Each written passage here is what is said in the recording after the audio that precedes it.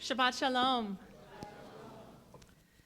Many of us live in small spaces here in Manhattan. How to maximize small spaces is practically a sport around these parts. We spend many hours looking for the right way to fit all our things into our tiny bathrooms and kitchens. We go to visit our family and friends in New Jersey or in Connecticut and are faced with space envy. My sister's clothing closet seems to be almost the size of my children's bedrooms. My jaw dropped the first time I saw it, and I almost asked her, "When can we move into your closet?"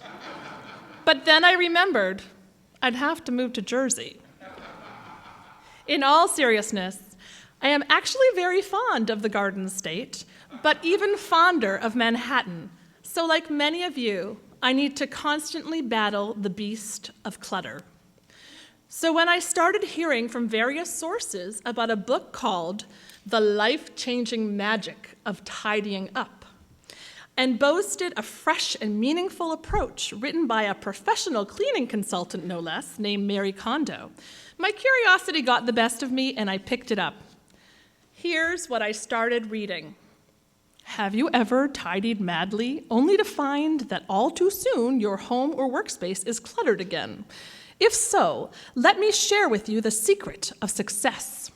Start by discarding, and then organize your space thoroughly, completely, in one go.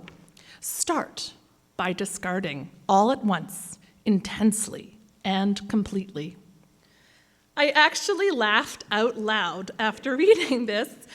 The secret to tidying is throwing things out. Voila, clean. But as I kept reading, I started to see that there were some spiritual lessons embedded in this book. These resonated for me with some central Jewish teachings, and I would like to share them with you today.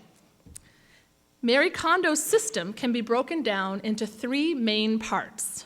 1, discard widely in one go. 2, examine your possessions out of their usual context so that you can see them with fresh eyes. And 3, organize what is left. Lesson 1, discard widely in one go. As Jews, we know this lesson of clearing out to begin a process of renewal. Perhaps the greatest example of this is found during the high holy days of Rosh Hashanah and Yom Kippur, when we undergo intensive spiritual cleaning.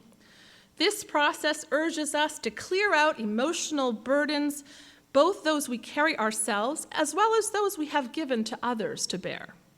We ask for and offer forgiveness. We let go of misdeeds.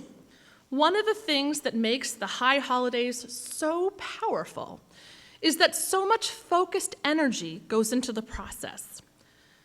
But not too long after Yom Kippur has ended, the clutter starts to build back up. Whether from new mistakes and misdeeds that we need to make right in order to let go, or from just the constant low hum of distractions that pull our attention this way and that and can block us from being able to see what is most valuable to us. Our tradition urges us to build habits into our daily routines that help us to stay focused. The most central of these is to study Torah and to pray. Our Sidurs are filled with the wisdom of Torah passed down through generations. These embody Jewish ideals such as charity, acts of love and kindness, and daily study.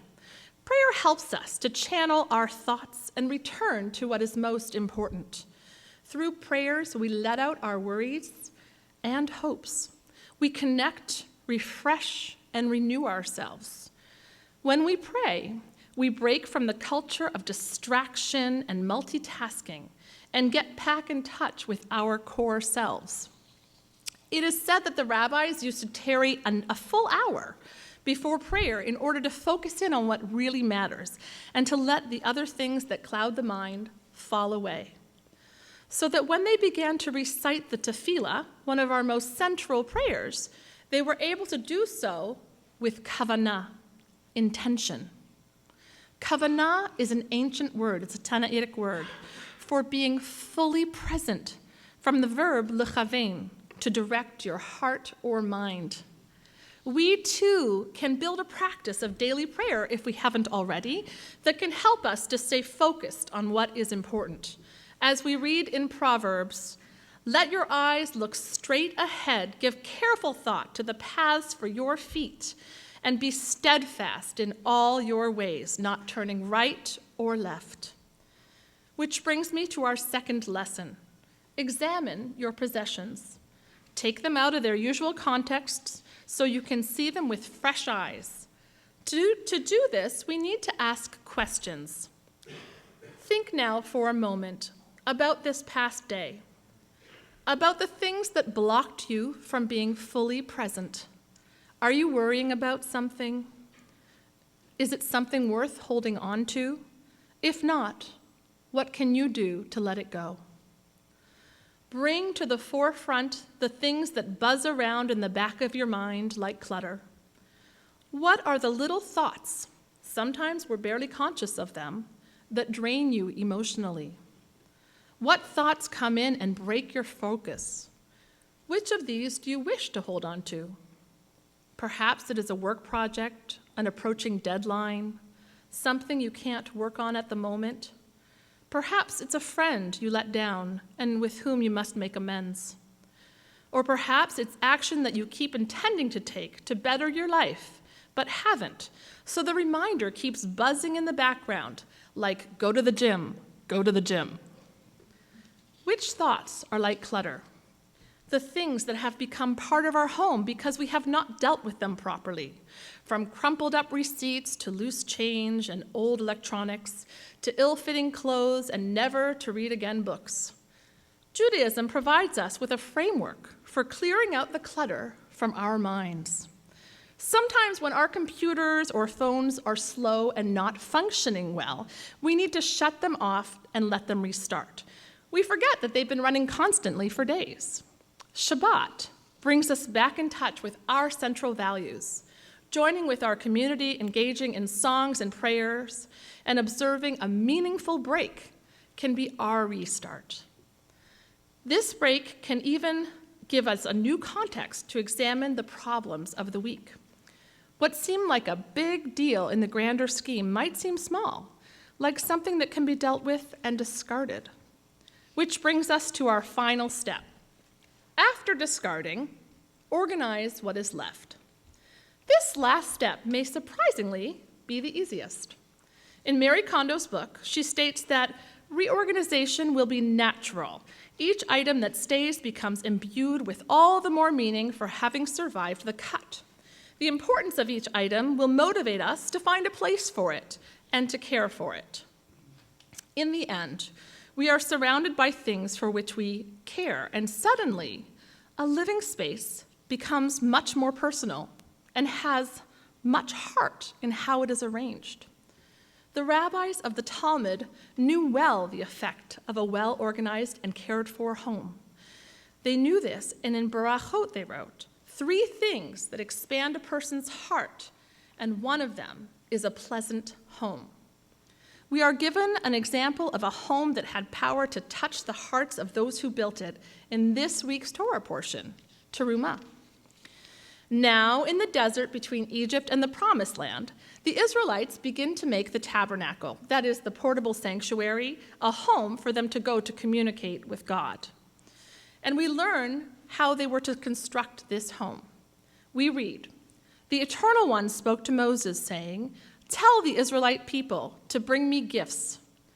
You shall accept gifts for me from every person whose heart is so moved, and let them make me a sanctuary that I may dwell among them.'"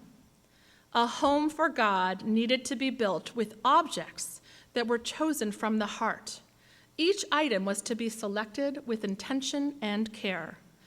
In taking the gifts of their hearts to the tabernacle, the Israelites took a stake in this place. It had meaning for each one of them. It held a piece of each of them within it. And from such a personal and earnestly built space, God was intimately connected with every one of them. God said, "Let them make me a sanctuary that I may dwell bitocham, among them." But bitocham, more faithfully translated, means within them. When translated this way, the verse says, "Let them make me a sanctuary that I may dwell within them." When the Israelites brought gifts with open hearts, each one created a space within their hearts for God to connect with them, so that when they brought their offerings, they were offerings of themselves. And the physical space they made was a reflection of their deepest cares, individually and collectively, a place where holiness could reside. But what is the analogy for us? What would our reorganized selves look like? I don't know the answer, as all of us are different. But I suspect when we clear out the clutter, we will find ourselves right here, looking to connect with others who are like-minded, others who are looking to live a meaningful life. When our minds are clear, we will find ourselves in this Jewish space, filling it with the words of our hearts and feeling the kavanah coming out from those beside us. Because ultimately, what is removing clutter about? It is about wanting to live our best possible life, and with others who want the same. It is about creating a place from which we can focus in on the most important things. It is about creating a holy space so that we can have holy time. When we surround ourselves with things that speak to our hearts, we develop the framework for a joyful and spiritually significant life. May it be so. Shabbat Shalom.